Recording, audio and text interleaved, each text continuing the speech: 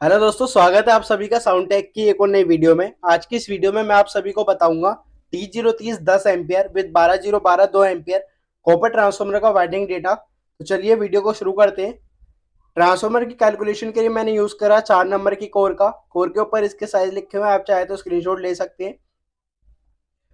यहाँ पे मैंने एक डायग्राम बनाया ट्रांसफार्मर का, जिसमें कि पहला लूप है T030 का, दूसरा लूप है 12012 का, और प्राइमरी में 230 वोल्ट इनपुट एसी लिया है मैंने। आप इसकी जगह 220 या 240 अपने अकॉर्डिंग ले सकते हैं। स्टेप वन होता है हमारी कैलकुलेशन का, ट्रांसफार्मर की पावर कैलकुलेट करना, जिसके लिए हमें ट्रांसफार्मर का वीए फाइंड आउट करते हैं। उसके लिए हम सेकेंडरी की वोल्टेज और एम्पेयर को मल्टीप्लाई करते हैं। तो यहाँ पे T030 का फर्स्ट लूप था, तो 30 प्लस 30 वोल्टेज, उसको मल्टीप्लाई कर दिया उसके एम्पेयर के, जो कि 10 है। इसी तरह से 12 प्लस 12 और उसको मल्टीप्लाई कर दिया 2 से। यहाँ पे आप आंसर देख सकते हो, इसकी टोटल का आंसर आ गया 60, उसको मल्टीप्लाई करेंगे 10 से तो आंसर हो गया 600। इसी तरह से इसका टोटल हो गया 24, मल्टीप्लाई कर दिया 2 से, आंसर आ गया 48। टोटल में 648 यानी कि 648 वीए, जो कि हमारी ट्रांसफार्मर की पावर है। सेकेंड स्टेप होता है स्टैक कैलकुलेट करना। यहाँ पे हम स्टैक एरिया फाइंड आउट करते हैं। इसको फाइंड आउट करने के लिए हमारे पास एक फॉर्मूला होता है 1.152 under root VA. Value put कर ली हमने वीए की, जो कि 648 थी। अब इसको सोल्व करने के बाद हमारे पास आंसर आया 29.3251। अब ये जो आंसर है हमारा निकल के आता है सेंटीमीटर स्क्वायर में। इसको हमें इंच में कन्वर्ट करना होगा, क्योंकि आगे की कैलकुलेशन इंच में होगी। इंच में कन्वर्ट करने के लिए हमारे पास फॉर्मूला होता है centimetre square divide by 6.452। Centimetre square की वैल्यू पुट कर दी, जो कि 29.3251 थी, उसको डिवाइड कर दिया 6.452 से। आंसर मिल गया 4.55, जो कि राउंड ऑफ करने के बाद आंसर आया था। अब ये जो 4.55 है, हमारी स्टैक का एरिया है। इससे हम बोबिन कैलकुलेट कर सकते हैं। तो थर्ड स्टेप हमारा बोबिन हो गया। बोबिन के लिए हमारे पास फॉर्मूला हो गया, बोबिन एरिया बराबर होगा लेंथ इंटू विड्थ के बोबिन की। बोबिन एरिया स्टैक एरिया के बराबर बैठेगा, क्योंकि हमें ट्रांसफार्मर में स्टैक और बोबिन इक्वल होती है। तो बोबिन एरिया की वैल्यू पुट कर ली 4.55 इक्वल लेंथ हमें फाइंड आउट करनी है, तो उसकी जगह मैंने एल लिखा है।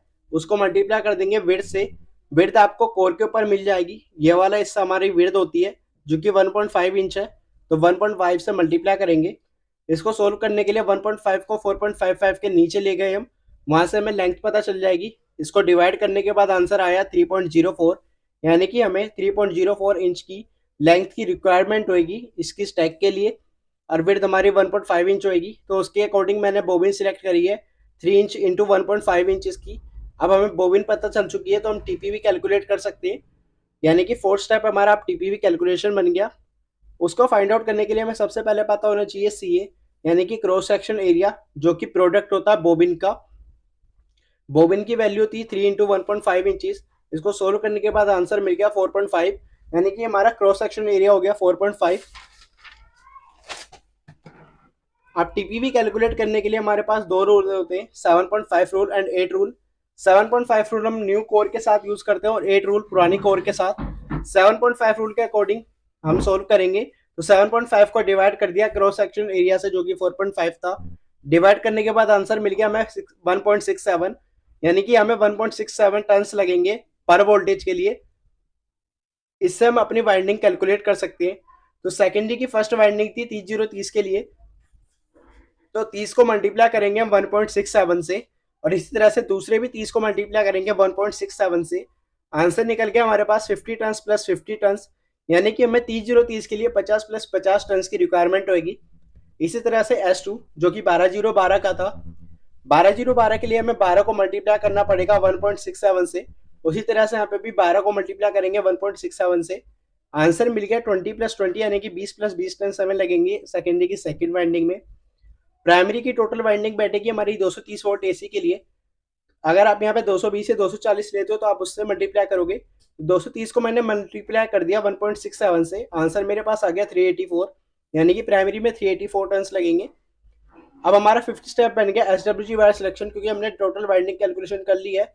SWG वायर सिलेक्ट करेंगे आई सेकेंडरी वन, जो कि T030 10 एम्पियर की थी, तो हमें 10 एम्पियर की वायर की नीड होगी। तो 10 एम्पियर के लिए जब बेस्ट वायर निकलेगी वो हमारी होगी 15 SWG। आप चार्ट में देख सकते हो इसी तरह से IS2 यानी कि सेकेंडरी वाइंडिंग के सेकेंड लूप के एम्पियर जो कि 12012 2 एम्पियर का था, यानी कि हमें 2 एम्पियर की वायर की नीड होगी और 2 एम्पियर के लिए बेस्ट वायर रहेगी 21 SWG। इसी तरह से आई प्राइमरी, अब हमें आई प्राइमरी के सबसे पहले एम्पियर पता होने चाहिए। एम्पियर निकालने के लिए हमारे पास फॉर्मूला होता है VA डिवाइड बाय VIN, यानी कि ट्रांसफार्मर की पावर को हम डिवाइड कर देंगे ट्रांसफार्मर की इनपुट वोल्टेज से। तो ट्रांसफार्मर की पावर जो थी 648 थी, उसको डिवाइड कर दिया मैंने 230 से। आप यहाँ पे वो लिखोगे 220 या 240 अपने अकॉर्डिंग। डिवाइड करने के बाद आंसर निकल के आ गया 2.82 एम्पियर, यानी कि हमें 2.82 एम्पियर की वायर की नीड होगी प्राइमरी में। और 2.82 एम्पियर के लिए जो बेस्ट वायर निकलेगी वो रहेगी 20 SWG। अगर आपको वीडियो पसंद आई हो तो वीडियो को लाइक करें, शेयर करें, कमेंट करें, चैनल को सब्सक्राइब करें।